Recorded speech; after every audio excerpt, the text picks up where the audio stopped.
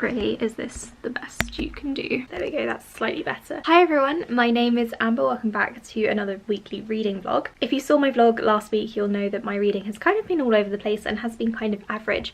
So this week I'm trying to get back on track and to read some really good books. Just to let you know quickly what my plans for this week are reading wise, I'm planning on finishing off White Rage and starting White Fragility for the Blackout buddy read. I think I'm going to start The Shadow Friend, or The Shadows by Alex North. It's got two different titles, which is going to be confusing. I received this one as an advanced reader's copy and I'm going to do a full review on it on my channel if I feel strongly about it, so look out for that. And then I think I might be reading Leviathan Wakes. It's a chunky book and I don't know if I'm going to be in the mood for sci-fi or space opera, but we're going to see towards the end of the week how I'm feeling. So first of all, I'm going to start off with The Shadow Friend just before I start work, and then during work I'm going to listen to White Rage. I'm not sure if I'm going to be able to fit anything else in, but we will see. Next week I am planning on doing a challenge where I read through the rainbow, but I'm just waiting for some books to arrive first. So if it's not next week, it will be the week after once my books arrive, because I didn't pay for first class delivery or anything, just because I know that the post office is struggling at the moment and I feel bad for the postal workers, and because it's non-urgent I really didn't feel the need to get express delivery. But anyway, in terms of my other plans, I don't really have any because I'm still in lockdown. I'm working a full week this week. Is this thing too bright? I can't tell. I'm working a full week this week again, and I'm on late, so I don't start until 9:30, so I've got some good reading time in the morning. I do need to go and do a food shop today, but that's probably, aside from my run, that's probably going to be the only time that I leave the house because I'm staying safe. I'm in a much better mood this week than I was last week, you'll be glad to know. I've kind of come to terms with Quill being forced back into the office, although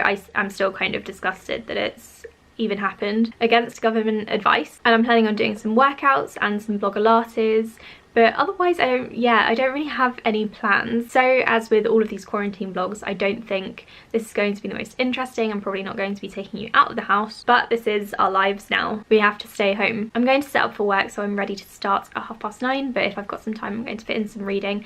I might start The Shadow Friend. Walking up the stairs is hard work. So I've just done my food shop. I'm still working. Oh god. What is going on? Okay, so I've just done my food shop. I didn't do any reading.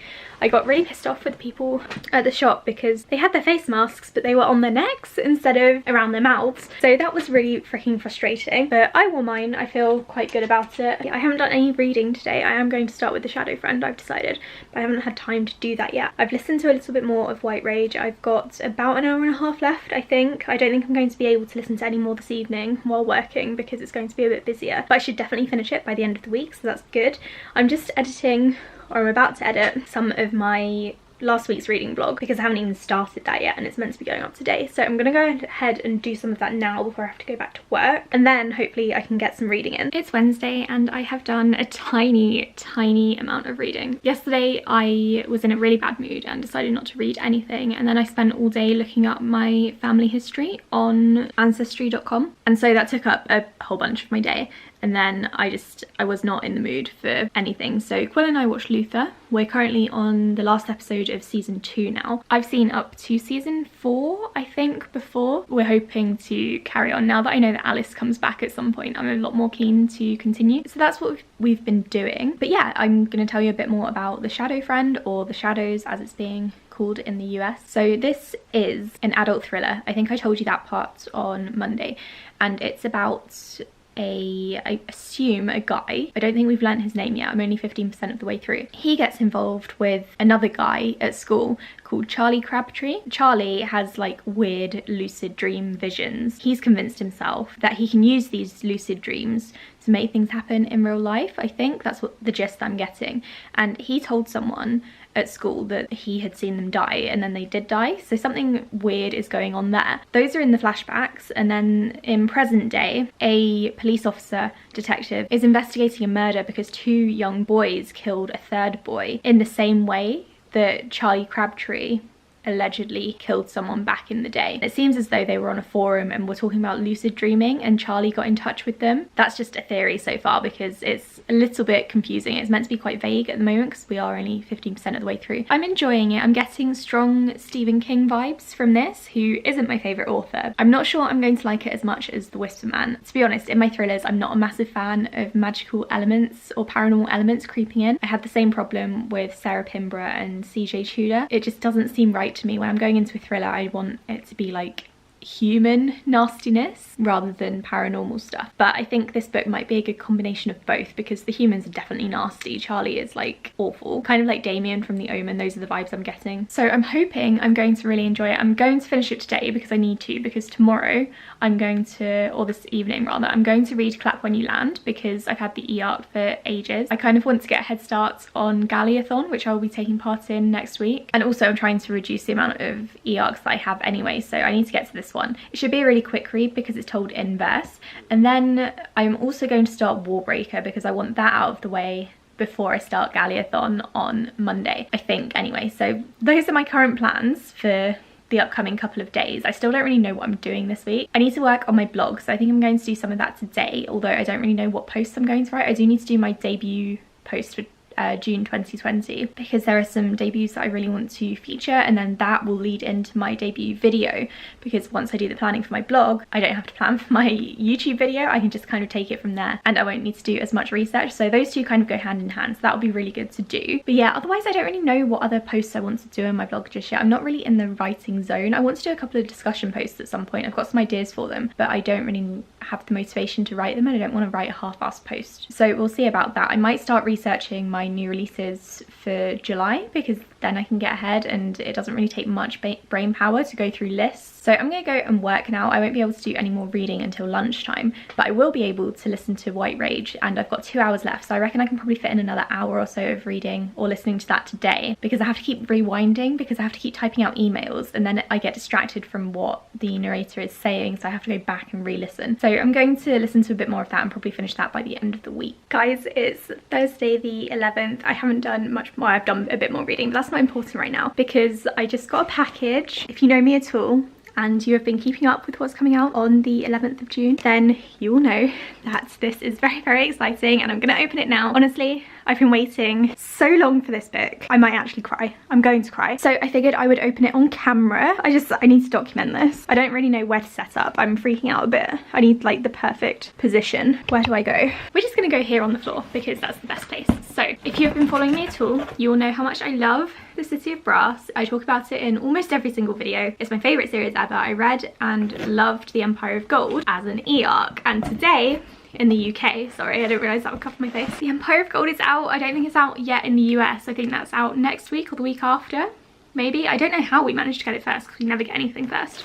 But oh, it's here. Oh my god, it's stunning. Oh, I love it so much. How many pages is this? Because when I read it, I'm sure it said it was like 750. Yeah. Okay, so it's, oh my god, I just read the last line again, I'm gonna cry. So it's 750 pages long. I've also got a couple more books in here as well actually, but I'm not going to show you those today. I read and adored this. Oh, I want to reread the series again, but I just can't do it right now because I'm not in the right emotional headspace. Oh my god, I love it. It's beautiful. I'm so glad it arrived on release day as well because I cancelled my Prime membership. I don't want to unnecessarily support Amazon, and I didn't really need Prime in the first place. And in case you're wondering, I realise I've ordered books from Amazon. I order my books from several different places. It's just today the books happen to be from Amazon. I am so happy with this. This kind of looks like a classic, don't you think? I think like in a few years this book series might be considered a classic, and then it's gonna get like the 10-year anniversary edition that all the Brandon Sanderson books and Joe Abercrombie books got, and oh my god, it's gonna be amazing. So this isn't like a special edition or anything, this is just the standard pre-order that I got. Fairy Loot or Illumicrate, they're doing ones with sprayed edges and they look amazing. I've already got 2 hardbacks in this trilogy and oh my god, it feels so soft. So I don't really feel the need to buy them again just because I don't have space. I'm gonna try and find my favourite quote. Oh my god, this actually feels like Bible pages, they're so thin. And all the parts are decorated as well, that wasn't the case on my e-arc. I'm definitely going to have to annotate this series because oh my god, there are so many good quotes. Oh my god, just rereading the scene is making me tear up again. Honestly, S.A. Chakraborty is a goddess. So my favourite line, for anyone wondering, is on page, oh my god, I'm gonna cry again, is on page 720 of the UK version. It says, this isn't a spoiler, I just need to share it with everyone. I would do it again. I would take your hand 1,000 times over. And honestly, if that line didn't crush you, then you have no soul. So I'm gonna go and get back to work now because I need to calm down, and then I'm going to contemplate my life and my life decisions and potentially reread the series. I don't think I'm gonna do that though. No. So pumped. So after that slight interlude, I'm now going to tell you about The Shadow Friend because I finished it yesterday, quite late last night actually. I really enjoyed it. So in case I haven't said it already, I can't remember if I have. The Shadow Friend, or The Shadows in the US, is about a man called Paul who goes back to his hometown because his mother is dying. So he goes to see her in the hospice that she's staying in this town. Back in the day when he was a child, a teenager, 2 boys murdered another person. And then right at the beginning of the book, in present day, there's a copycat killing of that same murder. So Paul is kind of involved with the first one and he knows what happened there. There's a whole mystery because one of the boys, the killers, has gone missing. No one knows where he has been for 20 odd years. These 2 mysteries seem to involve the woods that are in the village. The mysteries surrounding those, there's kind of like a local legend involving them, and the woods are super creepy. That's all I'm going to say about the plot. I know it is kind of, that wasn't the best summary, but I also don't want to give too much away. So I really enjoyed this book. I'm going to give it 4 stars like I did with The Whisper Man. I think what I really enjoy about Alex North's books is how atmospheric they are. So The Whisper Man was super creepy. It was about a local legend who snuck up to little boys' windows at night and stole the children. And this one similarly is about the Shadow Friend and the woods, and the whole creepy vibe and atmosphere was really like on point. I was reading this quite late into the night, a couple of nights, and I got really creeped out, especially in the beginning before I knew what was going on. I think the whole mystery of what was happening really added to the kind of atmosphere and the horror element. I said earlier on in the week that I'm not a fan of books with loads of magical realism like the Stephen King paranormal horror.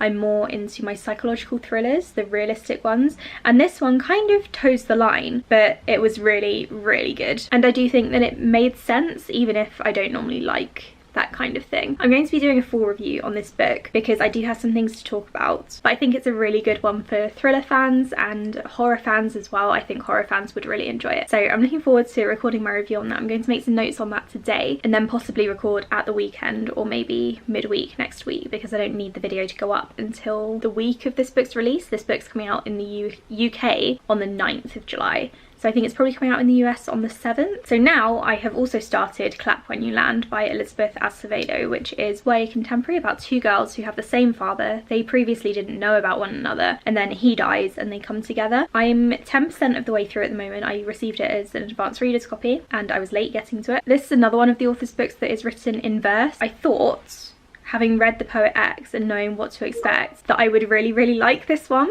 and I would be used to the kind of writing style, but I'm not. I struggle with books that are written in verse because sometimes it just feels so unnecessary and I would rather get to know the characters while reading prose. So it's a struggle for me, but I'm going to continue on with it. It's a very short book because it is written in that way, so I'm not expecting it to take very long. I'm definitely going to finish it today, this afternoon, and I'll let you know my final thoughts on it. I did learn that it's actually based on a true story in that the plane crash that happened that killed the father is actually a real plane crash. A flight from JFK to the Dominican Republic crashed 2 minutes after takeoff. Basically, I think that the pilot hadn't been trained properly by American Airlines and kind of panicked and it sent the plane into a spin. So that's similar to what happened in this book as well. I think in this book the plane actually crashed over water, so I don't think it's the same plane crash, but it's definitely inspired by the real life plane crash. So I'm going to continue reading now and then I'll let you know my thoughts on it in a bit. Hi everyone, it's Saturday and I'm just sitting down to record some videos, but I wanted to give you an update on what I've been reading, which is Clap When You Land. I think I mentioned this one yesterday. I can't remember if I'd started it.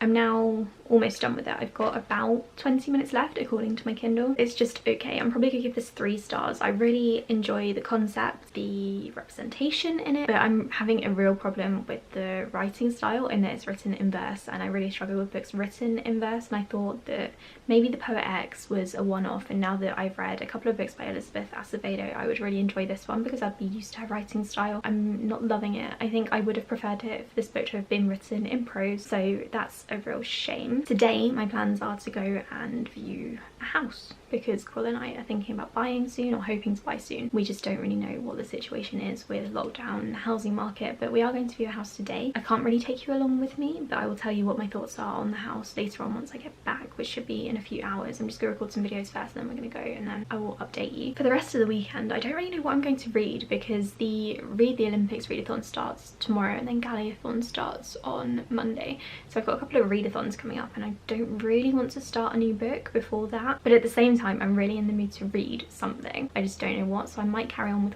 White Rage if I want to listen to an audiobook, or I might start White Fragility. So I need to think about that while I'm out as well, while I'm viewing this house. We'll see how that turns out. I think I'm in one of those moods where I want to read absolutely everything and then I'm going to end up reading nothing, and then I'm going to feel down about myself because my reading this month hasn't been as productive as I feel like it could have been. I think I've just been a bit distracted with everything that's been going on with the Black Lives Matter protests, and then Will going back to work in the office, and then also all the house stuff that I've been trying to arrange. So yeah, there's been a lot and I haven't really been doing any blogging or reading any in-depth reading. I need to figure out what I'm doing there, but I'm gonna record some videos now and then I'll get back to you later on once I've viewed the house and once I've decided what I should be reading. Hey everyone, it's a little bit later now and we just got back from viewing the house. We've decided to sit on this one a bit and not put an offer in right away, and we did have a call from the estate agent who said that someone else has put in an offer, so we should, you know, make up our minds. But first of all, we're not sure if maybe she's just saying that to get us to rush things, and secondly, we didn't love